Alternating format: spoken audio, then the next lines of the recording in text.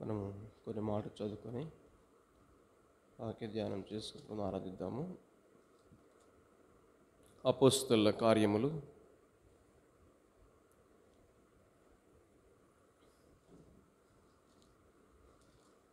10వ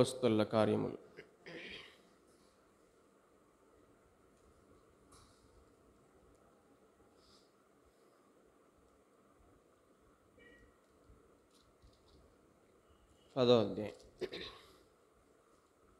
అపోస్తలుల కార్యములు 10వ అధ్యాయం 39-40 మనం కలిసి చూద్దాం. అపోస్తలుల కార్యములు 10వ అధ్యాయము 39-40 మనం కలిసి చూద్దాం. ఆయన యూదుల దేశమందును యెరూషలేమునందును చేసిన వాటికన్నిటికీ మేము సాక్షులం. ఆయనను వారు మ్రానున వ్రేలాడదీసి చంపిరి. దేవుడు ఆయనను 3వ దినమున లేపి. చాలు. తర్వాత ఇదే అపోస్తలుల కార్యం 3వ అధ్యాయంలో ఒక మాట చూడండి. అపోస్తలుల కార్యములు 3వ అధ్యాయం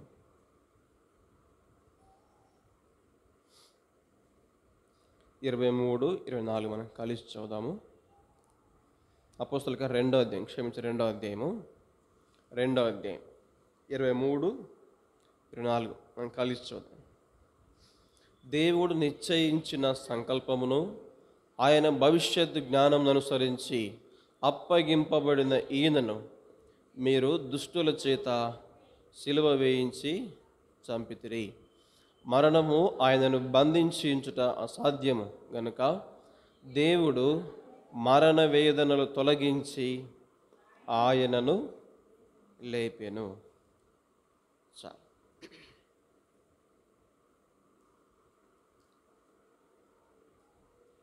యేసుక్రీస్తు ప్రభువారు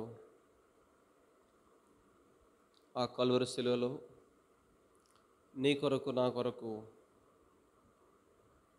సమస్త లోక మానవాళి కొరకై, ఈ ప్రపంచమంతటి కొరకై, మనందరి కొరకై సిలువబడడం మనకు తెలుసు. రక్తం కార్చాడని తెలుసు. రక్తమంతా కార్చి చనిపోయాడని తెలుసు. చనిపోవడం మాత్రమే కాదు, ఆయన సమాధిలో ఉండడం మనకు తెలుసు. మాత్రమే కాదు, ఆయన సమాధిని జయించి 3వ దినాన తిరిగి లేచాడని కూడా మనకు తెలుసు. దేని ద్వారా తెలుస్తుంది? దేవుని యొక్క వాక్యము ద్వారా మనకు బయలుపరచబడతా ఉంది.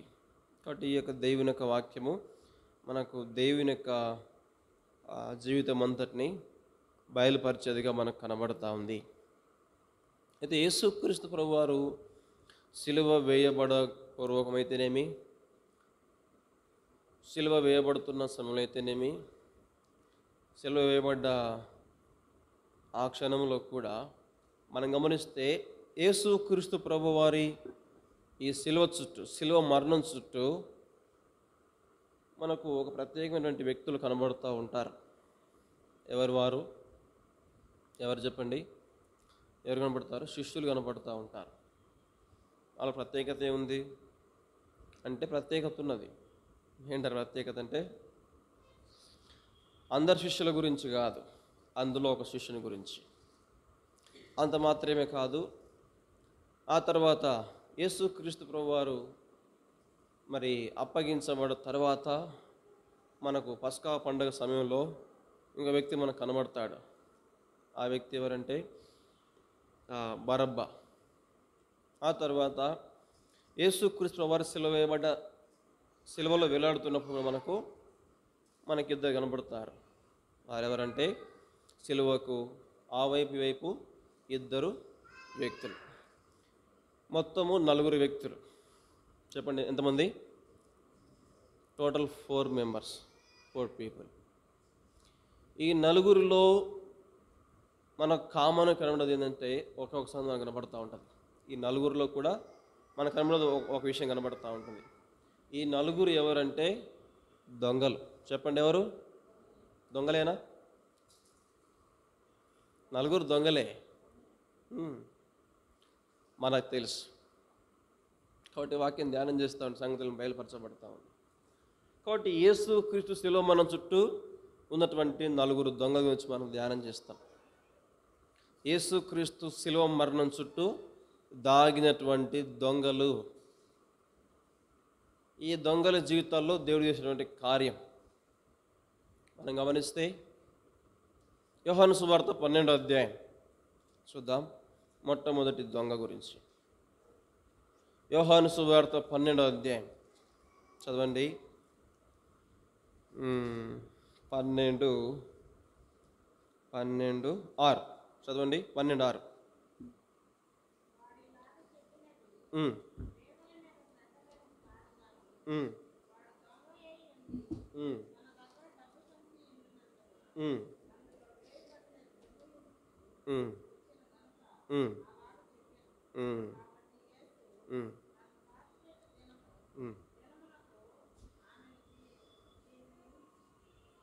సరే, అది మనకు అవసరం లేదు. మనకు కావాల్సిన ఒకటి, మనకు కావాల్సిన మాట ఏంటి? దొంగ అనే మాట మనకు కావాలి. ఎవరి గురించి దేవుడు చెప్పాడు ఇక్కడ? ఆ మాట దేవుడు రాయించాడు 6వ వచనంలో, వాడు ఇలాగ చెప్పినది బేదల మీద శ్రద్ధ కలిగి కాదు కానీ వాడు దొంగ అయి ఉండి. Who is that thief? ఎవరా దొంగ చెప్పండి? ఇస్కరియోతు యూదా. దేవుడు ప్రత్యేకంగా చెప్పాడు వాడు దొంగ అని రాయించి పెట్టాడు.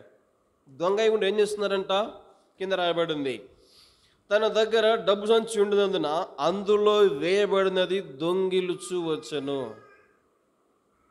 కాబట్టి ఇస్కరియోతు యూదా ఏం చేస్తున్నారంటే తన యొక్క జీవితంలో దొంగగా మనం చూస్తూ ఉన్నాం. ఎక్కడి నుంచి దొంగిలిస్తూ ఉన్నాడు? తన ఇంట్లోది కాదు, మందిరంలోది కాదు. ఎక్కడ దొంగిలిస్తున్నాడు ఆయన? తన దగ్గర ఏదైతే దేవుని యొక్క ప్రజలు యేసుక్రీస్తు పరిచయకైతేనేమి, తర్వాత ఈ 12 మంది యొక్క అవసరాల కొరకు ఏదైతే వారు కానుకలిస్తూ ఉన్నారో, డబ్బు ఇస్తూ ఉన్నారో, ఆ డబ్బు దొంగిలిస్తూ ఉన్నాడు. అది మనం చూస్తూ ఉన్నాం. ఇస్కరియోతు యూదా ఎవరు ఇప్పుడు? దొంగ. రెండో దొంగ చూద్దాం. రెండవ దొంగ ఇది యోహాను సువార్త 18వ అధ్యాయం. యోహాను సువార్త 18వ అధ్యాయం 18 చదవండి. చివరి వచనం 40 చదవండి. మనకు కావలసిన మాట ఏంటి? 40 వచనంలో, అయితే వారు వీధిని వద్దు బరబ్బను విడుదల చేయమని మరలా కేకలు వేసిరే. ఈ బరబ్బ బందిపోటు దొంగ. మనకు తెలిసి దొంగ గురించి యేసుక్రీస్తు వారు పస్కా పండుగ సమయంలో యెరూషలేముకు వచ్చారు. పస్కా పండుగలో ఒక ఆచారం ఏంటంటే ఎవరైనా ఒక ఖైదీని, ఎలాంటి ఖైదీని? సత్ప్రవర్తన కలిగిన ఖైదీని. ఎక్కడ సత్ప్రవర్తన? చెరసాలలో వేయబడి తన జీవితంలో ఆ ప్రవర్తన మారితే ఆ సత్ప్రవర్తన నుండి ఖైదీని విడుదల చేసేది వాడుక. అందుకొరకు పస్కా పండుగలో వారు ఏమడిగారు? ఒక ఖైదీని విడుదల చేయమని అడిగారు. అయితే మనం గమనిస్తే ఈ యొక్క ఖైదీ అటువంటి ఈ దొంగ ఎవరు? బరబ్బా గురించి మనం చూస్తూ ఉన్నాం. తన జీవితంలో తనకున్న సాక్ష్యం ఏంటంటే బందిపోటు మనం చూస్తాం. బందిపోటు దొంగ. మొత్తం ఎంతమంది చెప్పండి? 2 వచ్చారు. ఇంకిద్దరు మనకు తెలుసు. ఎవరు వాళ్ళు చెప్పండి? ఎక్కడ రాయబడిన మాటలు? లూకాసు వార్తలో, లూకాసు వార్త 23వ అధ్యాయం.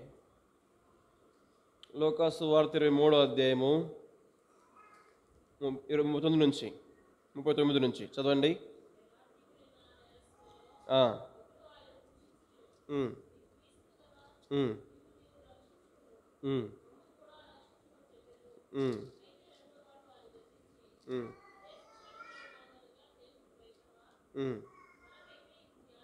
సరే, ఇక్కడ మనకు కావాల్సిన మాట దొంగలనే మాట లేదు కానీ మార్కు సువార్త చూద్దాం. మార్కు సువార్త 15వ అధ్యాయం.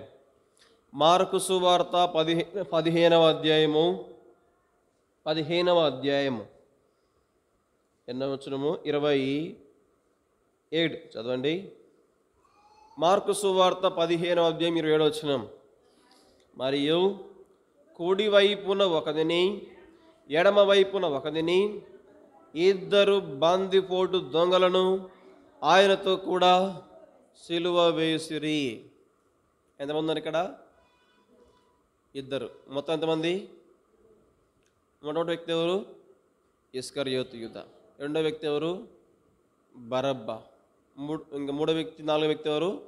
యేసు క్రీస్తుకు సిలువలో ఆ పక్క ఈ పక్క ఉన్నటువంటి ఇద్దరు దొంగలు. మొత్తం ఎంతమంది చెప్పండి? నలుగురు. అసలు దొంగ ఉన్నాడు. ఎవరు? Who is the main thief? సాతాను. ఎవరు చెప్పండి? వాడే కదా ఇప్పుడు వీళ్ళందరికీ మూలం. ఇప్పుడు బరబ్బాను దొంగగా చేసింది సాతానుడే, తర్వాత యూదాను దొంగగా చేసింది సాతానుడే, ఈ ఇద్దరు దొంగల్ని కూడా దొంగలుగా మార్చింది సాతానుడే కదా. కాబట్టి సాతాను వాడు అసలు దొంగని చెప్పాడు.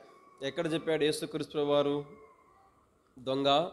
దొంగతనం చేయుటకును దోచుకొనుటకును వచ్చునని చెప్పాడు. ఎక్కడ? యోహాను సువార్త. చదవండి. యోహాను సువార్త 10వ అధ్యాయం చదవండి. ఎన్నో వచనం అది? 10వ వచనం. యోహాను సువార్త 10:10. దొంగతనమును హత్యను నాశనమును చేయుటకు వచ్చును గాని మరి దేనికిని రాడు. నేను గొర్రెలకు జీవం ఇచ్చుటకును కలుగుటకును అది సమృద్ధి కలుగుటకును నేను వచ్చి తిని. ఇక్కడ యేసుక్రీస్తు చెప్తున్నాడు, నేను దొంగని కాదు. ఒకడున్నాడు దొంగ. వాడేం చేస్తాడు? ఆత్మలన్నిటి దొంగిలిస్తూ ఉంటాడు, వారి జీవాన్ని దొంగిలిస్తూ ఉంటాడు. నేనెవరిని? దొంగిలించబడిన వారిని సంపాదించి వారికి జీవం ఇచ్చేవాడను. వాడు ఇక్కడ అసలు దొంగ మనకు కనబడుతూ ఉన్నాడు. ఆ దొంగ ఎవరు? అపవాది లేదా సాతాను. మొత్తము సెలవు చుట్టూ మనం గమనిస్తే 5 దొంగలు మనకు కనబడతారు. సాతాను కానీ పక్కన పెడితే మొత్తం ఎంతమంది చెప్పండి? 4. సాతానుతో కలుపుకుంటే 5. ఈ 5 దొంగలు శిలువ చుట్టూ దాగి ఉన్నారు కదా. ఎప్పుడు వీళ్ళు కనబడుతున్నారు మనకంటే యేసు క్రీస్తు వారి శిలువ సమయంలో వారి జీవితాలు మనకు కనబడుతూ ఉన్నాయి. అంతవరకు మనకు వాళ్ళ జీవితం మనకేం కనబడవు. అప్పటిదాకా మనకు వాళ్ళ పేరు మాత్రం వినబడతాయి, కానీ వారి యొక్క క్యారెక్టర్ అనేది బయటపడలేదు.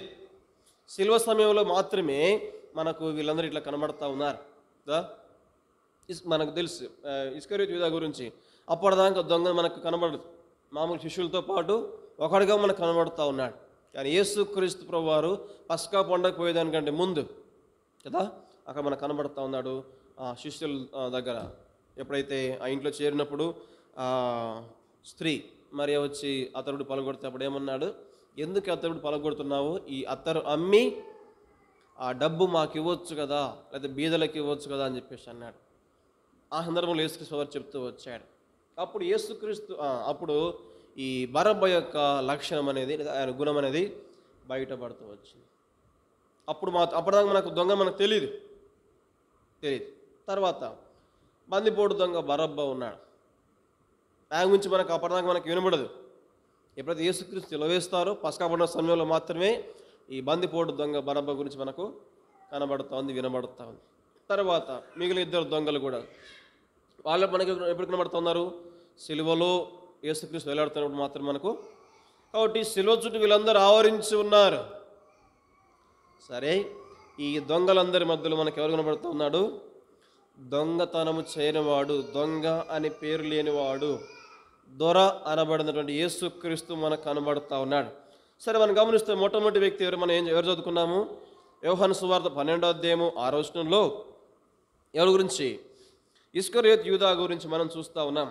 మనము కొద్ది క్లుప్తంగా కొన్ని విషయాలు మనం గమనిస్తే ఈ ఇస్కరియోతు యూదా గురించి మనము చూద్దాం. చూడండి త్వరగా మత్తయి సువార్తలో ఒక సంగతి రాయబడుతూ వచ్చింది ఆయన గురించి. మత్తయి సువార్త 10వ అధ్యాయం త్వర చదవండి. మత్తయి సువార్త 10వ అధ్యాయం 4లో చదవండి. మత్తయి సువార్త 10:4 కనానీయుడైన సీమోను ఆయనను అప్పగించిన ఇస్కరియోతు. మొట్టమొదటి దొంగ గురించి మనం ధ్యానం చేస్తూ ఉన్నాము. ఆ దొంగ ఎవరు? ఇస్కరియోతు యూదా. ఆయన లక్షణం ఏంటి అని మనం గమనిస్తే మొదటి నుంచే మనం చూస్తూ ఉన్నాము. యేసుక్రీస్తు శిష్యులు ఏర్పరచుకున్నప్పుడు ఆయన గురించి ఏం రాయబడుతుందంటే, అందరి గురించి మామూలు రాయబడుతూ వచ్చింది, కానీ ఈ యొక్క యూదా గురించి మనం గమనిస్తే ఆయనను అప్పగించిన యూదా మొట్టమొదటిది. తర్వాత లూకా సువార్త 6వ అధ్యాయం, త్వరతో చదవాలా. లూకా సువార్త 6వ అధ్యాయము 16 చదవండి. లూకా సువార్త 6:16. యాకోబు సహోదరుడైన యూదా, ద్రోహియగు ఇస్కరియోతు యూదా. రెండవ సంగతి యూదా గురించి. మూడో సంగతి మనకు తెలుసు కదా, మనం చదువుకున్నాం 12:6లో, యోహాను 12:6లో మనకి ఏమని తెలుసు యూదా గురించి? దొంగ అయిన యూదా. యోహాను సువార్త 12:6 మనం చదువుకున్న వాక్య భాగమే. మూడో సంగతి. 4వది మనం గమనిస్తే యోహాను సువార్త 6వ అధ్యాయం 70 వచనం. అదే యోహాను సువార్త 6వ అధ్యాయం 70 వచనం. యోహాను సువార్త 6:70. అందుకు యేసు, నేను మిమ్మల్ని 12 గురించి చెప్పవచ్చుకుందలేదా? మీలో ఒకడు సాతానుడు. తర్వాత అదే చదవండి. ఆ సీమోను ఇస్కరియోతు కుమారుడైన యూదా 12లో మందిలో ఒకడి అయ్యుండి ఆయన అప్పగింపవచ్చును గనుక వానిని గూర్చియే ఈ మాట. ఏ మాట? మీలో ఒకడు, among you one is Satan. మీలో ఒకడు సాతాను. మనం ఏం పేరు అడిగినాక ఇప్పుడు చెప్పండి, ఏం పేరు యూదాకి? సాతాను సంబంధం పెట్టాలా? ఏం పేరు చెప్పండి? సాతాను అనబడిన యూదా. ఎన్నో సంగతి ఇది? 4వ సంగతి. చూద్దాం, 5వ సంగతి చూద్దాం. అపోస్తుల కార్యంలో ఇంకో మాట చూద్దాం. యోహాను సువార్త అపోస్తుల కార్యం 1వ అధ్యాయంలో, అపోస్తుల కార్యములు 1వ అధ్యాయం. సరే, దానికంటే ముందు ఇదే యోహాను సువార్తలో రాయబడుతూ వచ్చింది 13వ అధ్యాయంలో చూద్దాం. యోహాను 13:10 చదవండి. యోహాను 13:10. యేసు అతన్ని చూచి, స్నానం చేసిన వాడు పాదములు తప్ప మరేమీ కడుగుకొనక్కరలేదు, అతడు కేవలము పవిత్రుడయ్యను. మీరును పవిత్రులు, కానీ మీలో అందరు పవిత్రులు కారనను. చదువు. తన్ను అప్పగించువానిని ఎరిగను గనుక మీలో అందరూ పవిత్రులు కారని ఆయన చెప్పాను. రోజు చెప్పిన మాట ఏమిటి? అందరు మీలో మనకు కావాల్సిన మీరు పవిత్రులు, కానీ మీలో అందరూ పవిత్రులు కాదు. పవిత్రులు కాని వ్యక్తి ఎవరు ఇక్కడ? వినాలమ్మా, అటు చూడొద్దు, చెప్పండి. అందరు పవిత్రులు కానీ పవిత్రులు కాని వ్యక్తి ఎవరు ఇక్కడ? అపవిత్రుడు ఒకడు ఉన్నాడు. ఎవరైనా? ఇస్కరియోతు యూదా. సరే, ఈయనకి ఇప్పుడు ఇక్కడ మనం ఏం పెట్టచ్చు? ఆయనకి అపవిత్రుడైన యూదా. తర్వాత ఇంకో మాట, కీర్తన గ్రంథము 41వ అధ్యాయం. కీర్తన 41:9 చదవండి. కీర్తన 41:9. నేను నమ్ముకొనిన నా విహితుడు నా ఇంట భోజనం చేసిన వాడు నన్ను తనుటకై తన మడిమెను ఎత్తెను. ఎవరి గురించి ప్రవచనం దావీదు చెప్పాడు? నా విహితుడు. ఇదే మాట అపోస్తుల కార్యంలో కూడా రాయబడుతూ వచ్చింది కదా. నా స్నేహితుడు. విహితుడు అంటే ఎవరు? స్నేహితుడు. ఇంగ్లీష్ రాయబడుతూ వచ్చింది మై ఓన్ ఫెమిలియర్ ఫ్రెండ్. మన భాష చెప్పాలంటే the close friend of Jesus Christ. ఇప్పుడు ఈ యూదా మనకి ఎలా కనబడుతుందంటే యేసు స్నేహితుడైన యూదా. తర్వాత ఇంకో సంగతి చూద్దాం, 7వ సంగతి. అపోస్తుల కార్యంలో 1వ అధ్యాయంలో మనకు కనబడుతున్న సంగతి చదవండి. అపోస్తుల కార్యం 1వ అధ్యాయము చివరి మాట, చివరి లైన్లో 25 వచనం అక్క చదవండి. 25లో తన చోటికి పోవుటకు యూదా తప్పిపోయి. చాలు. యూదా ఏం చేశారంట? తప్పిపోయారంట కదా. కాబట్టి మనకి ఇక్కడ యూదా మనం గమనిస్తే తప్పిపోయిన యూదాగా మనం చూస్తూ ఉన్నాం. ఎన్ని సంగతులు చెప్పండి మొత్తము యూదా గురించి? పరిశుద్ధాత్మ దేవుడు ఇన్ని రకాల సంగతులు రాయించి పెట్టాడు. మొట్టమొదటి సంగతి ఏంటి? యూదా గురించి యేసు క్రీస్తు వారిని అప్పగించిన యూదా అని చెప్పేసి రాయబడుతూ వచ్చింది. రెండవ సంగతి ఏంటి? ద్రోహియగు ఇస్కరియోతు యూదా. మూడవ సంగతి దొంగ అయిన ఇస్కరియోతు యూదా. 4 సాతాను అనబడే ఇస్కరియోతు యూదా. 5 ఏంటి? అపవిత్రుడైన ఇస్కరియోతు యూదా. 6 యేసు స్నేహితుడైన ఇస్కరియోతు యూదా. 7 తప్పిపోయిన యూదా. చూడండి ఎన్ని సంగతులు మనం గమనిస్తే. మొట్టమొదటి సంగతి మనం ఆలోచన చేస్తే కనుక ఇస్కరియోతు యూదా గురించి మనకు తెలుసు. మొట్టమొదటి నుంచి ఇస్లో చెప్తా ఉన్నాడు, ఇదిగో మనం యెరూషలేముకి వెళ్తా ఉన్నాము, అక్కడ మనుష్య కుమారుడు అప్పగించబడతాడని చాలాసార్లు రాయబడుతూ వచ్చింది. కాబట్టి యేసు క్రీస్తు ప్రభు వారు శిష్యుల్లోనే ఒకడు. ఇంకా ఈయనకి మనం ఇంకొక పేరు పెట్టచ్చు. ఏం పేరంటే శిష్యుడైన, అవునా కదా? అన్నిటికంటే ప్రాముఖ్యంగా అతను ఎవరు? He is the among one of his disciples. యేసు శిష్యుల్లో ఒకనటువంటి ఇస్కరియోతు యూదా. కాబట్టి శిష్యుడైనటువంటి యూదా ఎలాంటి వాడు మనకు కనబడుతున్నాడు అంటే, మొట్టమొదటిగా యేసు క్రీస్తు వారిని అప్పగించేవాడుగా మనకు కనబడుతూ ఉన్నాడు. యేసు క్రీస్తు వారితోటి ఉన్నాడు. యేసు క్రీస్తు బోధలు విన్నాడు, ఆశ్చర్యకార్యాలు చూచాడు, అద్భుతాలు చూచాడు. ఆయన పంచిపెడితే ఆహారం తిన్నాడు, ఆయన ఇస్తే నీళ్లు తాగాడు, దగ్గరగా చూచాడు, ఎన్ని చేశాడు. చివరికి ఏం చేశాడు యూదా? యేసుక్రీస్తు ప్రభువారిని 30 వెండి నాణాలకు అప్పగించాడు కదా.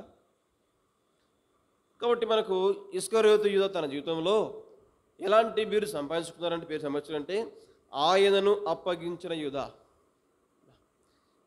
పరిచయం చేయడమే ఎలాగ ఆరంభించాడు? ఆయనను అప్పగించిన యూదా అని చెప్పేసి మత్తయి సువార్తలో మత్తయి భక్తుడు యూదా గురించి ప్రస్తావిస్తూ వచ్చాడు. ఆయనను అప్పగించాడని మనం చూస్తూ ఉన్నాం. మొత్తానికి యేసుక్రీస్తు ఏం చేశాడు? సిలువకు అప్పగించాడు. సరే, చివరికి సిలువకు అప్పగించి ఆయన ఏమైనా సాధించాడా? ఏం చేశాడు మరి? చివరికి ఆయన కూడా చనిపోయాడు. ఆయన కూడా మరణానికి యేసుక్రీస్తు వారిని శిలువ మరణానికి అప్పగించి ఇస్కరియోతు యూదా తానేం బతకలేదు, తానే ఎక్కువ కాలం జీవించలేదు. ఏం చేయబడ్డాడు మరి? తాను కూడా మరణానికి అప్పగించబడ్డాడు. అది మనం చూస్తున్నాం. రెండో సంగతి ఏంటి? లూకా సువార్త 6:16 మనం గమనిస్తే ఆయన గురించి రాయబడుతూ వచ్చింది, ద్రోహియగు యూదా అని మనం చూసాం. చెప్పండి, ఏం పేరు?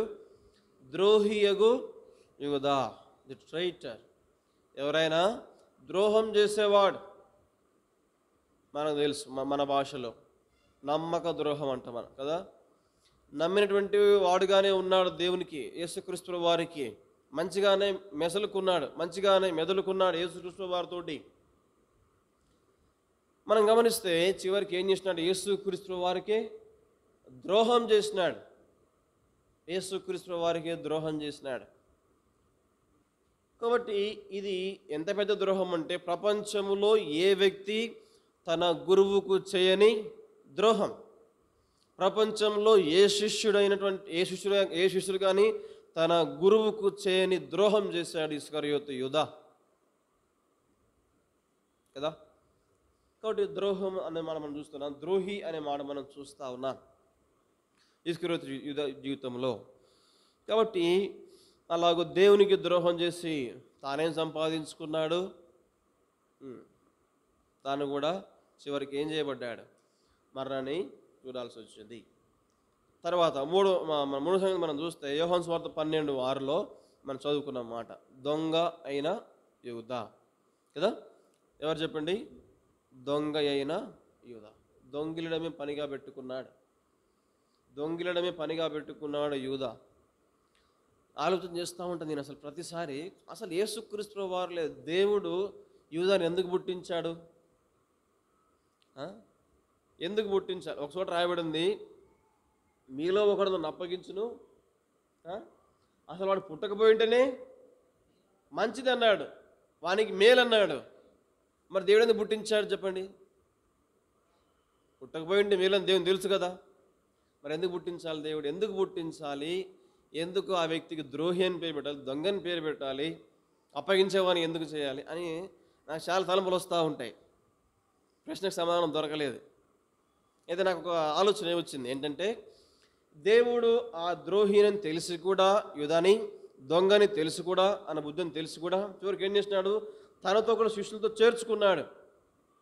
చేర్చుకొని తన జీవితం ఏమైనా అతని ప్రభావం చేస్తుందేమో, దొంగ బుద్ధి మార్చుకుంటాడేమో, ద్రోహం చేసేది మార్చుకుంటాడేమో, అవకాశం ఇవ్వడం కొరకే బహుశా దేవుడు తనని చేర్చుకున్నాడేమో తలంపు వచ్చింది మరలా. కాబట్టి దేవుడు మనల్ని ఊరికే పుట్టించడు. మనం దొంగలకేం పుట్టాం, ద్రోహులకేం పుట్టాం. పుట్టిన తర్వాత మనకు ఆ బుద్ధులను వస్తూ ఉంటాయి. దేవుడు ఎంత గొప్పవాడంటే, దేవునికి తెలుసు అప్పగిస్తాడని కూడా తెలుసు కదా.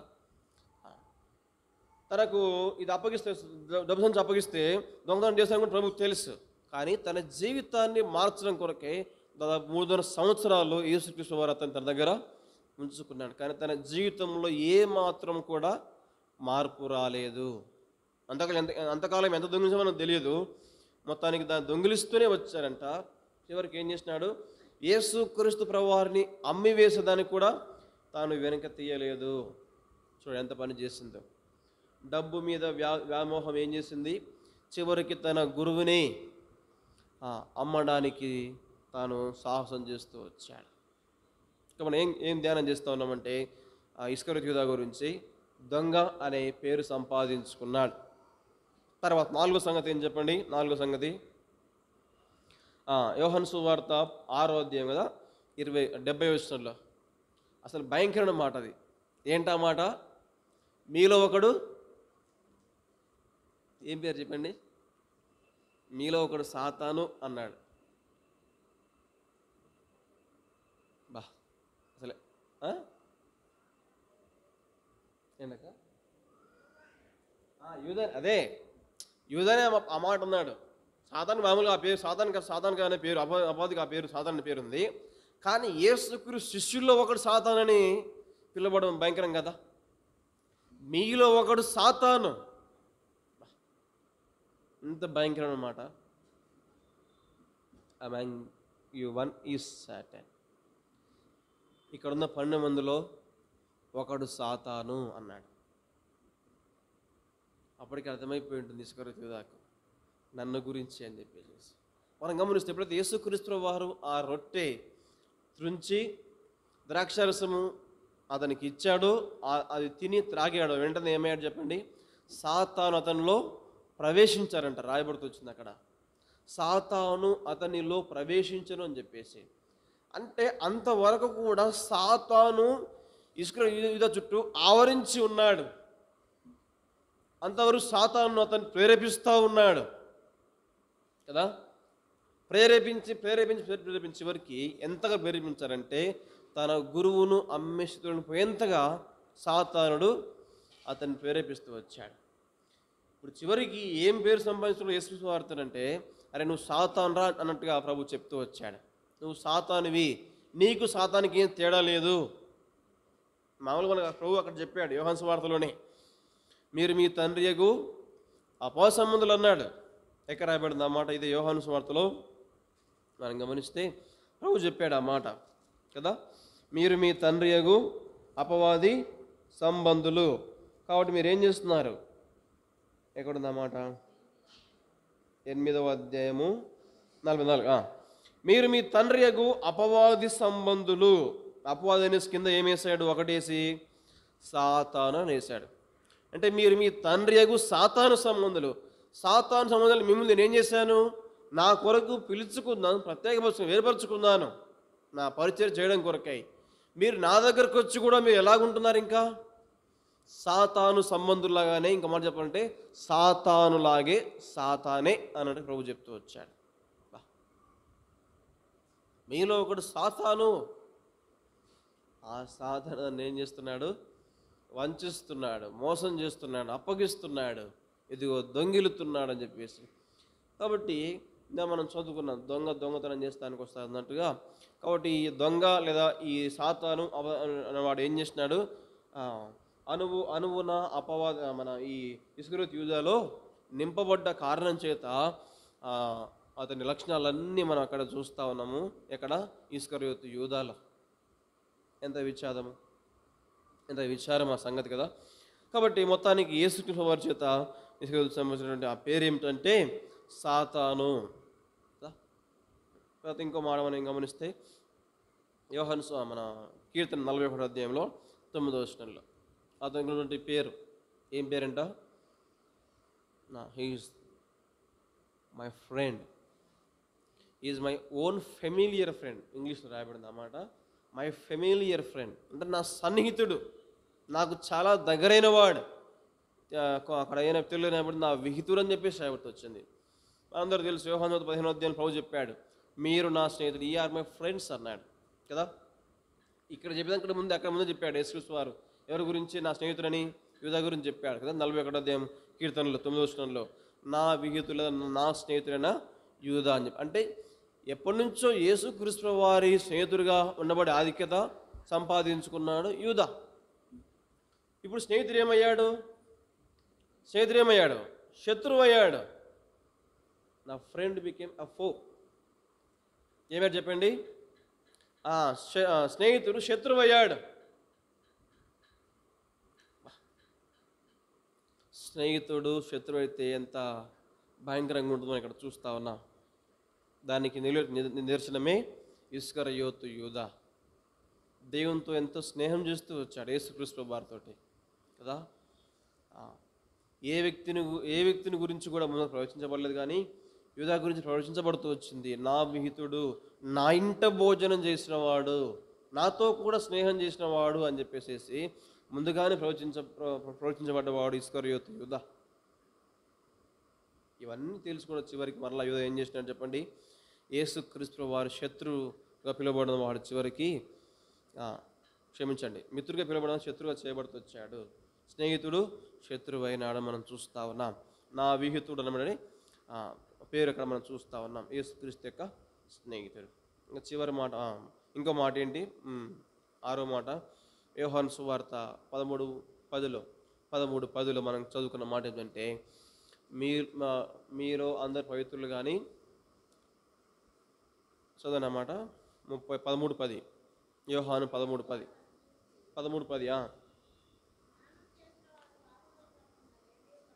కడుకొనక్కరలేదు, పవిత్రుడయ్యను, మీరును పవిత్రులు కానీ మీలో అందరు పవిత్రులు కాదు. ఇంకో మాట చెప్పాలంటే మీలో ఒకడు పవిత్రుడు కాదు. చెప్పండి ఏంటి? మీలో ఒకడు, ఇందాక మనం చదువుకున్నాం యోహాను సువార్త 6:70 ఏముంది? మీలో ఒకడు సాతాను అన్నాడు. ఇక్కడ ప్రభు ఇంకో చెప్తున్నాడు. ఏం చెప్తున్నాడు? మీలో ఒకడు అపవిత్రుడు. Among you one is unclean. అపవిత్రుడు is the one defile himself. తనను తాను అపవిత్రపరుచుకున్నవాడు అని మనం చూస్తూ ఉన్నాం. యేసుక్రీస్తు ప్రభు వారితో ఉండి అపవిత్రుడు అనే పేరు సంపాదించుకున్నాడు ఇస్కరియోతు యూదా.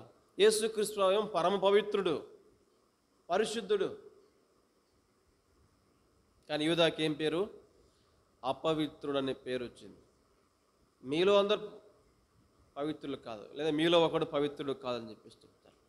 చూడండి, యేసుక్రీస్తు వారితో ఉండి కూడా తను సంపాదించుకున్న పేరు అపవిత్రుడు లేదా అపరిశుద్ధుడు.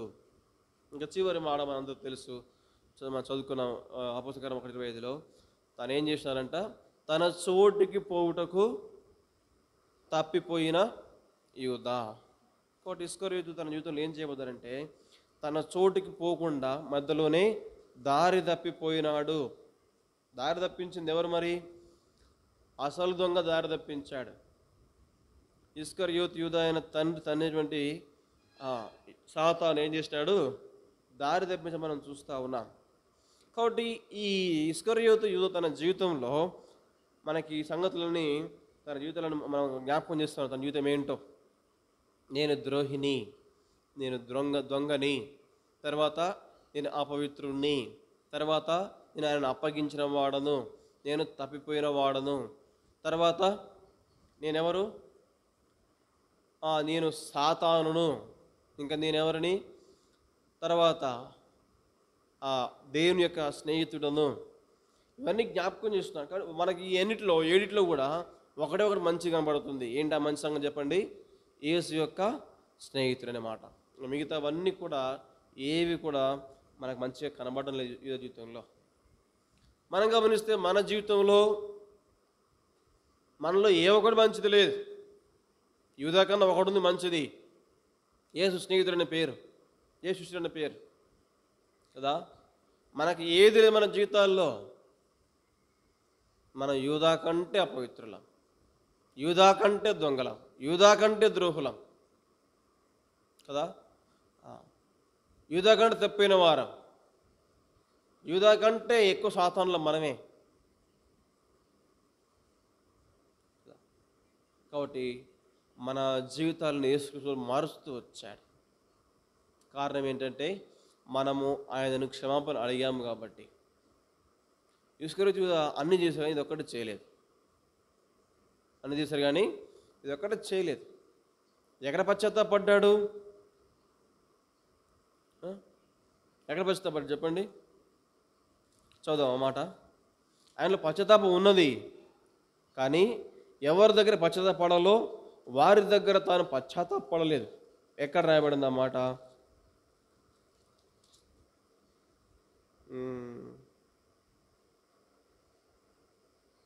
చూడండి, మత్తయి సువార్తలోనా, అక్కడ తాను ఏం చేస్తాడంటే, ఇదిగో నేను నిరపరాధి రక్తాన్ని, నిరపరాధిని నేను మీకు అప్పగించానని చెప్పేసి అంటాడు. అక్కడ దొరికింది ఆ మాట మీకు?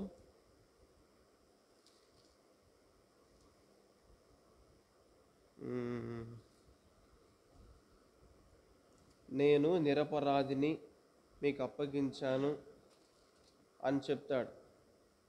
ఆ ప్రధాన యాజకులు ఏమంటాడు చూడండి, 27వ మత్తయి సువార్తలో మనం గమనిస్తే 27వ అధ్యాయంలో 3వ వచనం, మత్తయి సువార్త 27:3. అప్పుడు ఆయనను అప్పగించిన యూదా ఆయనకు శిక్ష విధింపబడగా చూచి పశ్చాత్తాపపడి ఆ 30 వెండి నాణెములు ప్రధాన యాజకుల యుద్ధకును పెద్దల యుద్ధకును మరలా తెచ్చి, నేను నిరపరాధ రక్తమును అప్పగించి పాపము చేసి తిని. పశ్చాత్తాపం వచ్చింది మొత్తానికి. ఎవరిలో?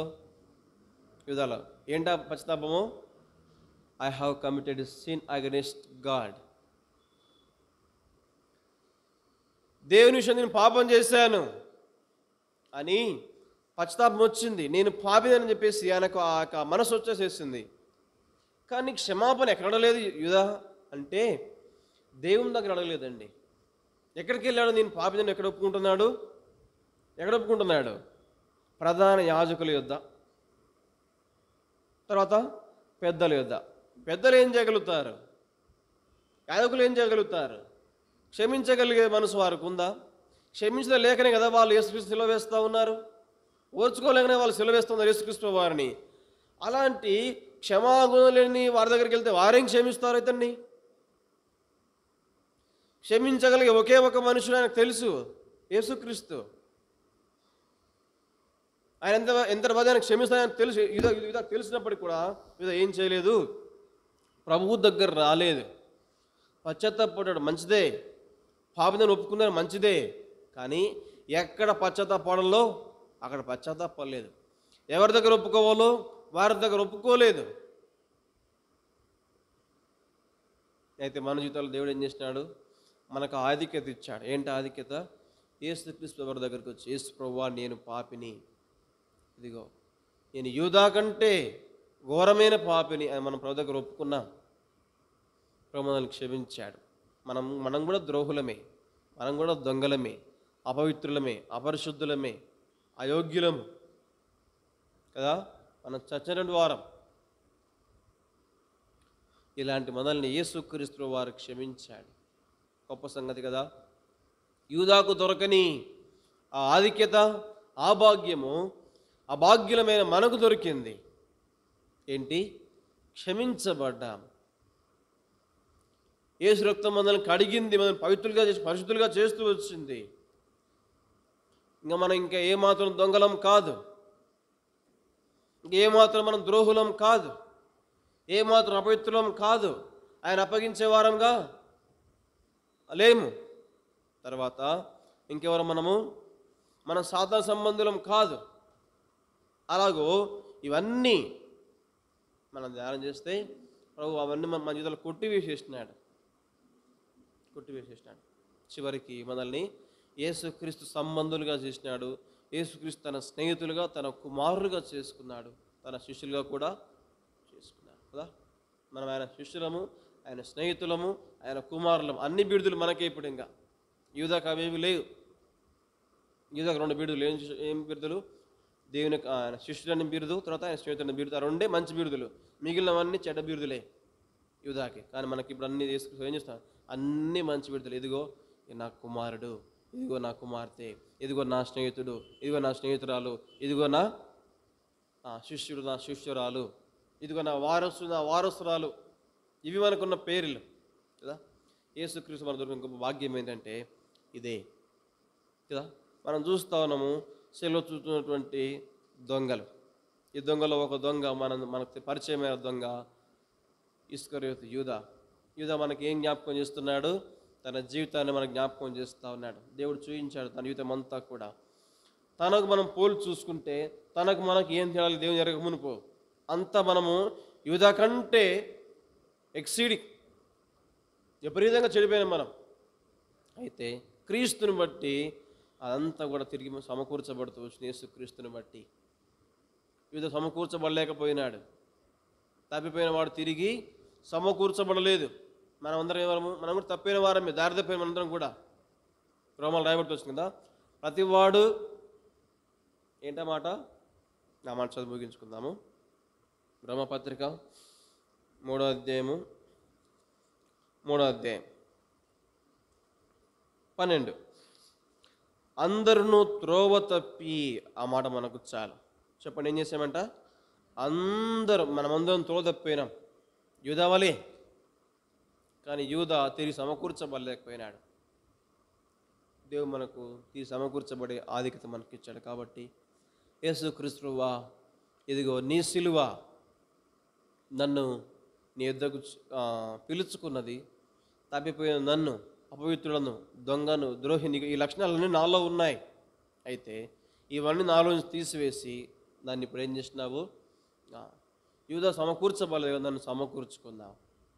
నన్ను ప్రేమతో పిలిచావు, నన్ను క్షమించావు, నా పాపంతో కడిగావు, నన్ను ఇప్పుడు పరిశుద్ధునిగా, పవిత్రునిగా, నీతిమంతునిగా చేశావు. నన్ను నీ స్నేహితునిగా, నీ యొక్క శిష్యునిగా, తర్వాత నీ యొక్క కుమారునిగా, నీ వారసునిగా నన్ను చేసుకున్నావు. యేసుక్రీస్తువా, యూదాకు లేని భాగ్యం నాకు ఇచ్చావు, నీకు వందనాలు. ఈ భాగ్యం ఇచ్చిన నీకేం చెల్లించగలను? ఇది ప్రభా, నా పాపాలు క్షమించేందుకు, దాన్ని కుమారుని చేస్తున్నందుకు, నాకు నిత్య జీవించేందుకే నీకు వందనాలు. మనం ఈ మాట ఆధారం చేసుకుని ప్రభుని ఆరాధన చేద్దాం. నూతన వాక్యం దీవించిన గాక.